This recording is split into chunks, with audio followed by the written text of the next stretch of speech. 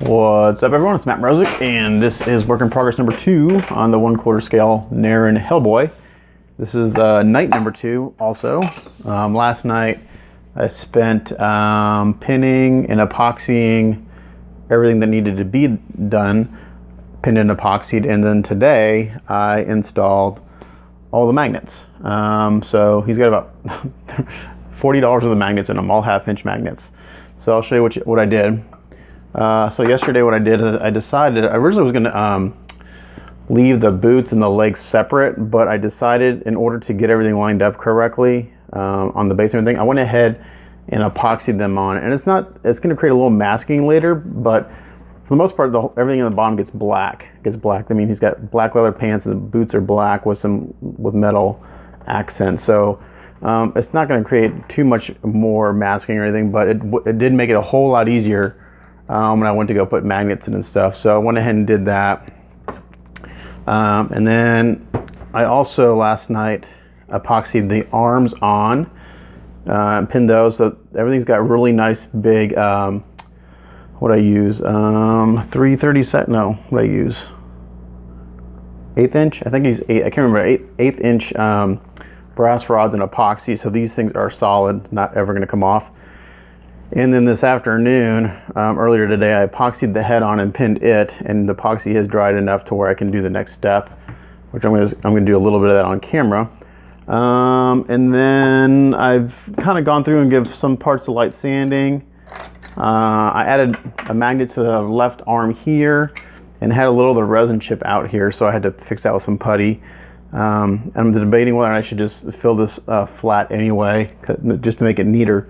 But now what that allows me to do is it allows me to switch out the gun hand, and it can rotate, with that on that magnet, it can swivel, if you want to turn it that way a little bit, if you want to turn it in a little bit, you can. So kind of makes it nice. And then put a magnet in this hand, and I'll clean up that in there a little bit.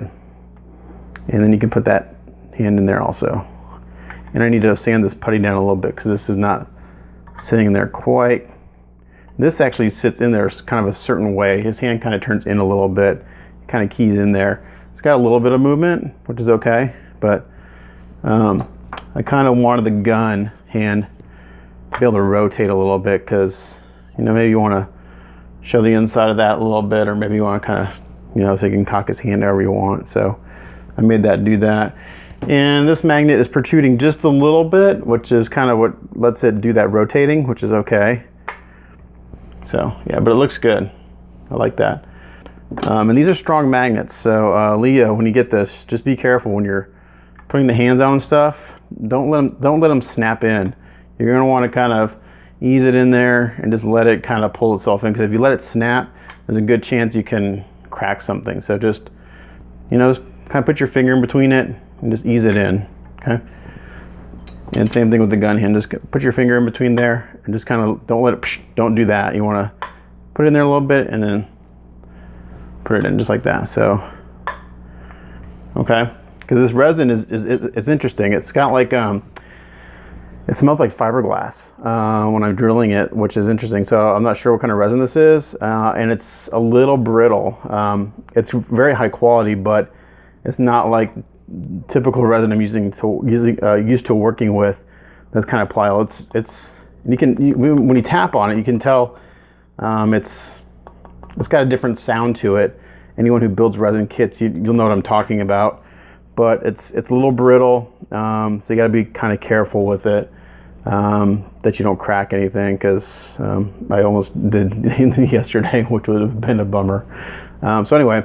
So he's head's epoxied, arms are epoxied. I'm going to show you a little bit how I'm going to work with Aves to kind of get the seams filled in. So the next step is to start blending the skin. And I also put magnets in the bottom of the feet. You can see those right there. Once it's painted, you won't be able to see them. So those are recessed. And then I found out the position I wanted him on the base, basically centered, facing with the feet facing forward. His head does turn to his left a little bit, but those have been recessed and they're smooth, and once that's painted, you won't be able to see that. So it's really kind of cool how this works. He's super solid. So Leo, when you get this guy, you're going to want to there won't be any indication of where he stands. The only way we'll be able to find out where he stands is the pull of the magnet. So you're going to want to put them kind of down centered, and you'll start to feel them pull. They're strong. And again, just lightly put them into place. And you can see these are plenty strong. I can pick up the base, no problem. The base is heavy, so he's not going to go anywhere. And then I also added magnets in the bottom of the torso. So there's actually 4 magnets here and 4 magnets in the waist. And I did that because he's really top heavy. And again, this is the same thing. These have a lot of pull. These are strong. You're going to want to kind of put it in the back and then rock him forward just a little bit. And then he'll settle in there. And he should just settle in there pretty good. So he's solid. He's not going to go anywhere. So he's looking good. Let's see what else. Oh, so for the horns, even though Leo plans on displaying this with the full horns, it does come with the sawed-off horns. So what I did is I added little brass pins to the full horns, and those fit in very nicely. Try to get some better light here. Get a little closer. And where's the other? I got the other sawed-off horn. And these are just the sawed-off horns. I did not pin these. These actually fit pretty well just by, they're snug, so I didn't need to put pins in them. And they actually only fit one way. Kind of rotate around, you'll feel it go in. Right there. And then right there. So that's what it looks like with the sawed-off horns. Pretty cool. And then those come out, and once there's some primer and paint on there, they'll fit even a little snugger, which is good. But again, he says he just plans on doing these, so I went ahead and pinned them, and they only fit in one way.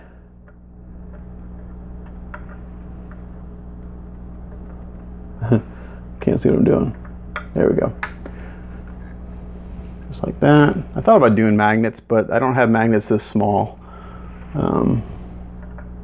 And I didn't want to destroy the keys. I would have destroyed the triangular and the square keys, I think.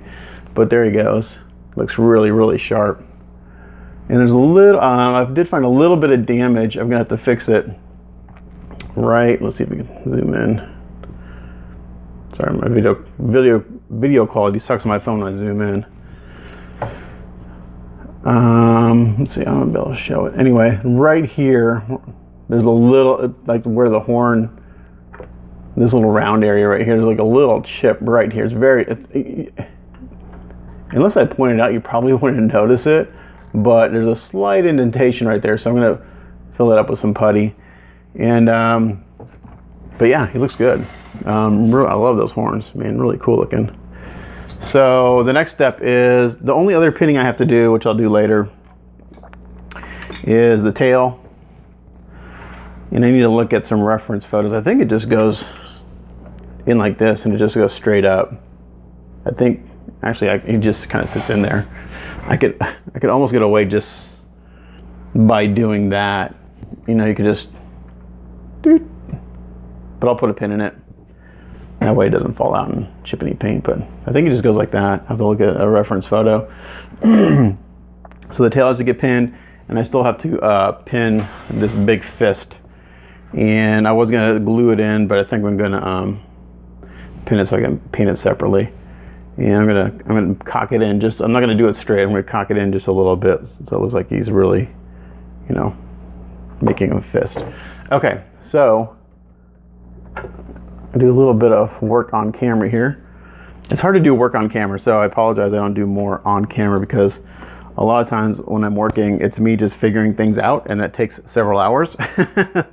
And I can't record that long. Oops, there goes the tail, so I need to pin it.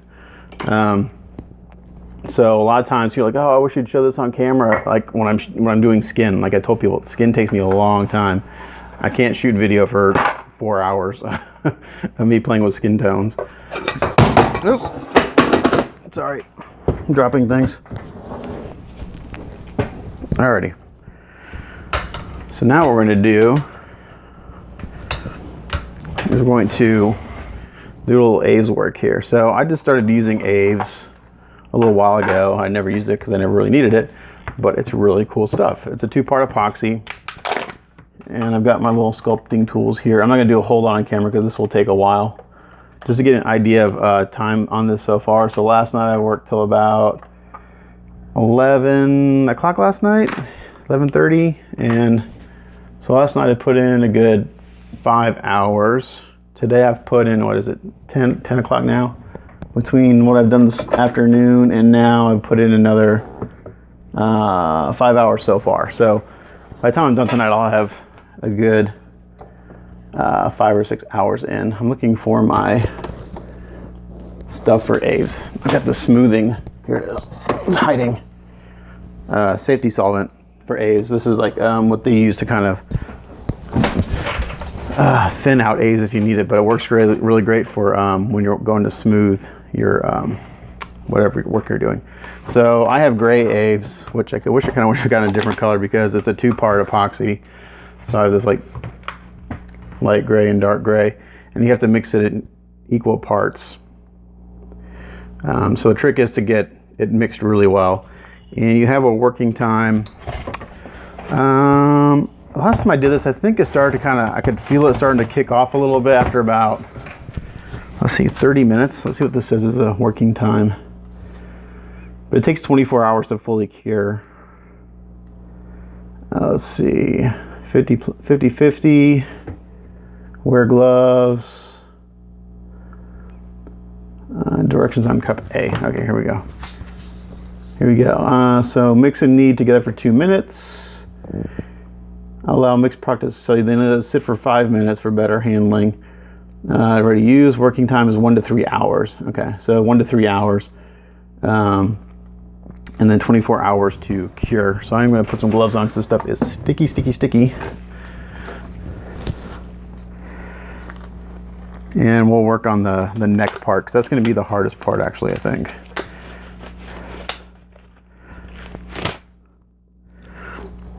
So I'm already at 12 minutes, so I don't want to make this too long of a video, but so tonight I'll work on getting the Aves on there and smooth out as possible.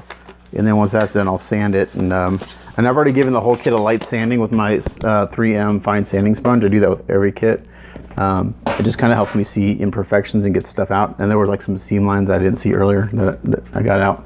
Okay, so I'm gonna take, I don't want to make a lot. So I'm gonna take about that much of part B. And the trick is don't mix up the lids because it'll kick off if you do that. And then I'm gonna get a little bit of part A. And you go on as close to the same size as possible. If you want to get real technical, you could get a scale and weigh it out. Okay, so we're gonna sit here and knead this for a good while, and then I'll probably pause it and come back in a few minutes. So actually I'm gonna do that. I'm gonna go ahead and pause the video and I'll come back when it's ready to use. Okay, so we're back. So I needed this, I'll let it sit for a few minutes and we're gonna go start putting some of this on some of these seams and get this all blended in. So when I did the neck, I noticed that it actually wanted to sit down a little bit into the joint. So what I did, and I haven't shown this on camera before, but one way I do epoxying when I epoxy stuff, is that not only do I put a pin in, so I drilled a nice big hole both in the head and in the torso, about twice the size of my metal pin. I filed the pin up really good so it's nice and rough so the epoxy has something to grip on. Then I also go and I drill a bunch of holes. You can't see them, not holes, but really shallow holes, about 1/4 inch deep, all the way around the joint on both sides. And what that does is when I put the epoxy in, it just gives it something really, really good to grip onto. So it's not gripping on smooth surfaces, it's gripping on all those little holes. So it just gives it a really, extra solid something to bite into. Now this is actually pretty smooth already just from the epoxy that oozed out and me smoothing it out. So when I put it on, I didn't use a clamp on the head because it would have sunken down too far into the joint. So I just kind of set it on there, got where I wanted. I let the epoxy ooze out, and as the epoxy oozed out, I cleaned it up with alcohol. So this backside's actually pretty good. This isn't not going to take much Aves at all to fill the back part of the joint. So where it's going to be tricky is in the clavicle. So I just want to make sure, I'm going to get a brush real quick and make sure I don't have any dust in the joint. I don't think I do, because I also just got done giving this thing a nice bath in some soapy water, and I scrubbed it down with soft scrub with bleach. So I'm just going to start putting it on there, just pushing it in really well, and using my sculpting tools here. And I'm not going to worry about getting it super smooth, because I'll sand it smooth in the end. So we're going to get this, and we're going to work this into the joint. Like I said, this is already pretty smooth, so this may not take a whole lot to get in there.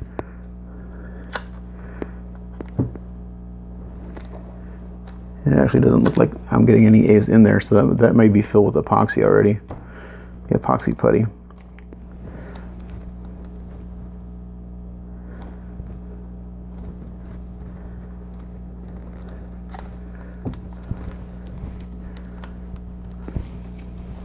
So this is where that solve set comes in. Safety solve, a little stuff. If you get it kind of where you don't want it, just use that safety solve and I'll take it off.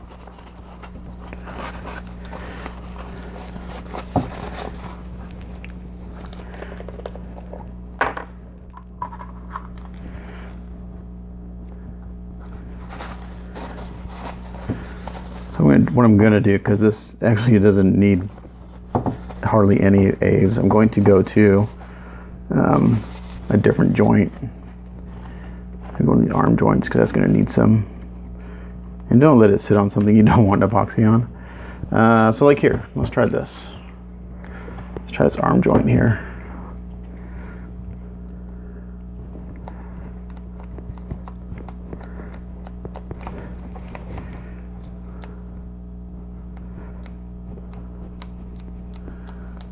Work it in there.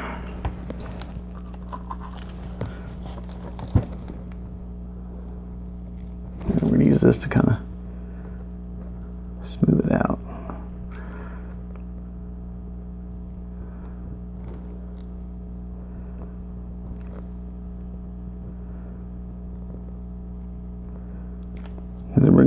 This right here brings back old memories of when I used to paint cars for a living, doing stuff like this. Just with Bondo instead of Aves.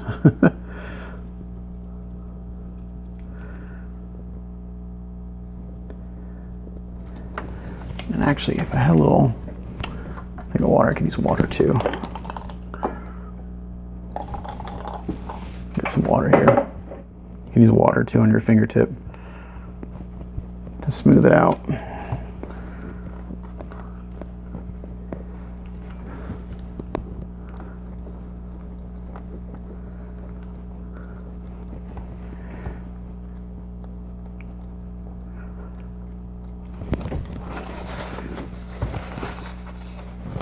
You want to make sure you clean up your area around it before it dries for sure, because you don't want all that extra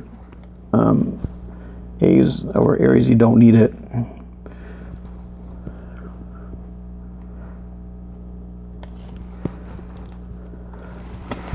Hopefully you guys can see what I'm doing here. I'm just kind of working it into the joints, anywhere I have a seam. And you really want to pay attention to the edges. Make sure those are nice and tapered.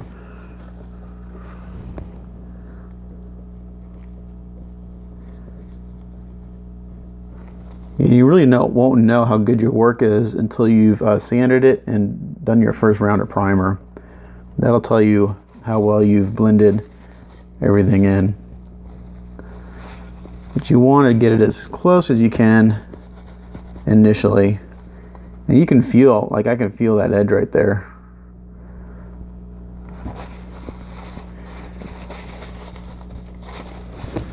See, that's looking pretty good already, right there. Getting a little piece here. Just work a small area at a time. Don't try to do it all at once. You'll really cause yourself to have, you'll give yourself a headache. So work on this one area at a time, and just take your time. You got plenty of working time with this stuff. And like I said, when I epoxied all this stuff, I always do a lot of epoxy and I let it ooze out, and I kind of use that as a seam filler initially. And it's on my Thor, did a perfect job. I didn't need any Aves at all on anything I did because the epoxy filled all my seams.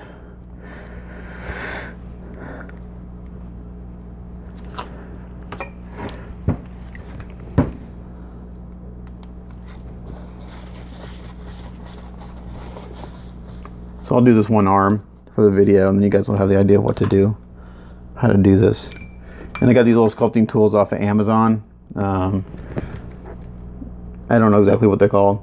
I think I put in, someone sent me a link at one time. I think if you just put in sculpting tools, they'll pop up. But I use these for masking too. I showed on my masking tutorial how to use these little tools. Get some better light. What I'm doing. But they're great for getting in and pushing it where you need, and then smoothing it out, different shapes.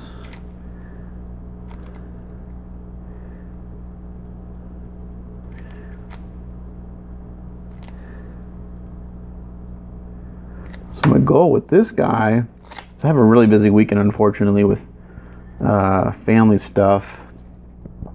I would like to get him in the first round of primer this weekend,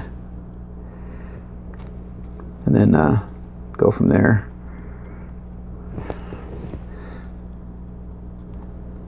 So right now I got a lot of extra Aves right here that I really don't need in that spot. I'm going to shove it into that joint. I'm going to put a link down below. I forgot to do my last video for Vince Veal Customs. He's a full-time figure painter. I think he's in New Jersey, if I'm correct. But he's got some great kind of videos on using Aves and stuff to he uses it for pinning too. So like what he'll do is he'll make a really big hole, and he'll use that to hold his pins. So you can see this tool, I'm just kind of pushing in there and I'm forcing it to the shape, to the contour of that underneath the armpit. Smooth it out.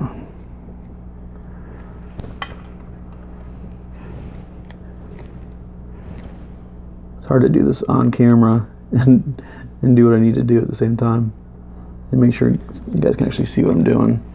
If I come this direction, I'm just using this tool. You can see I'm kind of forcing it to fit the contour that underneath the armpit.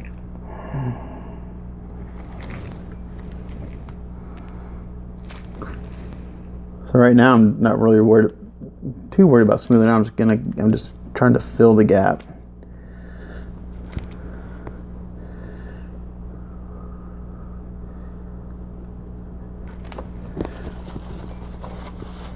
What you can do is you can kind of get it in there, and you can come back like an hour later and it'll start to kind of change its consistency, and you can work it some more. So as it hardens, it has different properties as far as workability.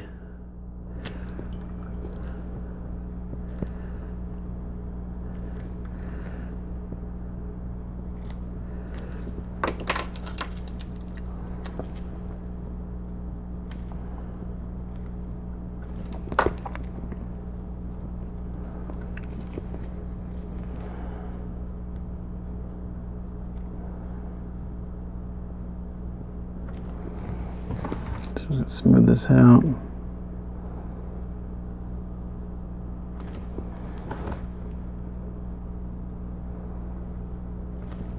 I need to do a video of the Hulk I got yesterday that I'm painting up for a new client. It's freaking insanely big, and it's solid resin. It weighs a ton.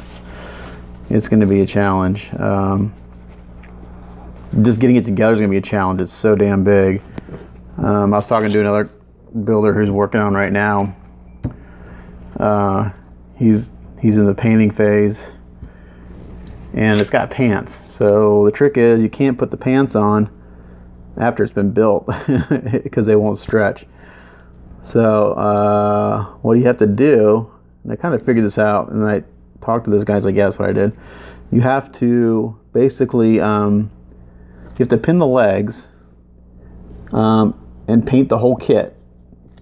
What you do is you pin and epoxy the right leg first. So that's all done. You do all your seam work and get it smooth.